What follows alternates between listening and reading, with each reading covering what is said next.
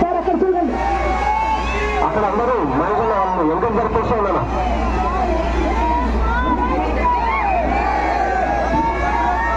Train number 5 జరుపుతున్నారు అక్కడ public అంతా కూడా.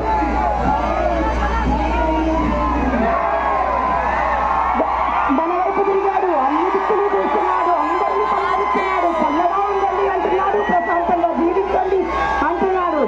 మీ భద్రత కోసం నేనున్నాను, కానీ మీ భద్రత కోసం మీ చర్యలు కూడా తీసుకోండి అంటున్నారు.